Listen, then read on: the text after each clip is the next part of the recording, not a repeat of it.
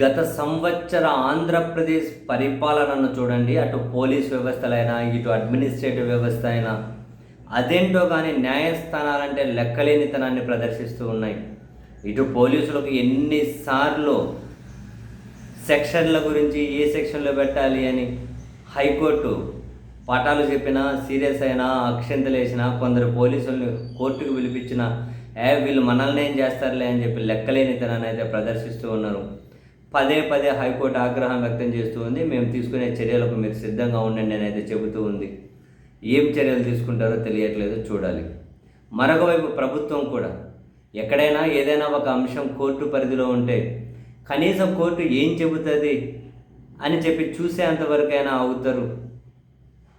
Court నోటీసులు ఇస్తే ఆ కోర్టుకు సమాధానం చెప్పే అంతవరకు అయినా ఆగుతారు. కానీ చంద్రబాబు నాయుడు గారి సర్కార్ ఆ పని అసలు చేయడం లేదు.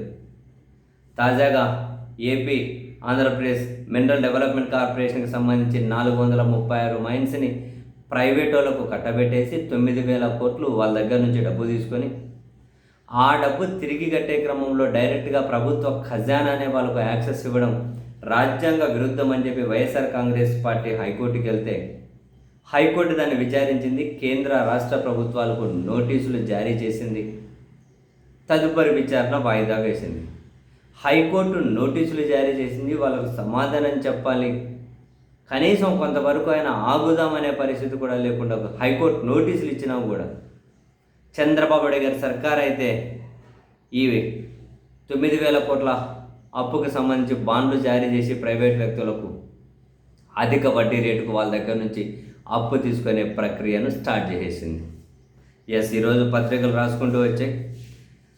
బాండ్ల అంటే ఈ ఇష్టరాజ్యంగా ప్రైవేట్ వ్యక్తులకు ప్రభుత్వ ఖజానాన్ని యాక్సెస్ చేసుకుంటూ ఈ ప్రభుత్వ మైన్స్ని వాళ్ళకి ఇచ్చేసి బాండ్లను జారీ చేసే అంశం హైకోర్టు పరిధిలో ఉన్నప్పటికీ న్యాయస్థానం నోటీసులను బేఖాతరు చేస్తూ నాన్ కన్వర్టబుల్ డిబెంచర్ బాండ్లు అంటే ఈ బాండ్ల ప్రక్రియకు బరి తెగించింది. ఎన్సిడి బాండ్లు అంటారు. నిబంధనలకు విరుద్ధంగా అధిక శాతం వడ్డీ రేట్లకు వాటిని జారీ చేసింది. రాజ్యాంగ ఉల్లంఘనలకు పాల్పడుతూ ఆర్బీఐ కన్సాలిడేటెడ్ ఫండ్పై ప్రైవేట్ వారికి హక్కులు కల్పిస్తూ రాష్ట్ర ఖనిజాభివృద్ధి సంస్థ గురువారం బేస్తవారం 9,000 కోట్ల ఎన్సిడి బాండ్లను జారీ చేస్తే సుమారు 3,400 కోట్ల బాండ్లను మాత్రమే పెట్టుబడిదారులు కొనుగోలు చేశారట.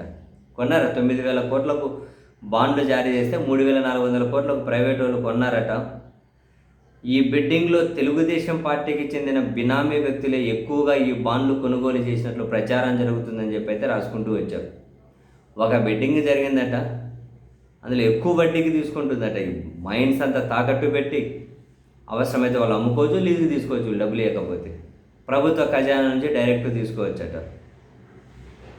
సో ఈ బిడ్డింగ్లో ఎక్కువ తెలుగుదేశం వ్యక్తులే పాల్గొన్నట్లయితే ప్రచారం జరుగుతుందట. సో 3,400 కోట్లకైతే అమ్ముడు పోయాయట. మరి 9,000 కోట్ల టార్గెట్ అన్నారు. మరి అమ్ముడు పోని బాండ్లను ఏం చేస్తారో మళ్ళీ చూడాలి. 3,400 కోట్ల బాండ్లు అమ్ముడు పోయాట, మిగిలిన అమ్ముడు పోలే. అమ్ముడు పోని బాండ్లు ఏం చేస్తారో చూడాలి. మరి అయినా నోటీసులు ఇచ్చినా కూడా కనీసం కాసింత టైం కూడా ఆగలేదు చూశారు హైకోర్టును కానీ లెక్క చేయకుండా.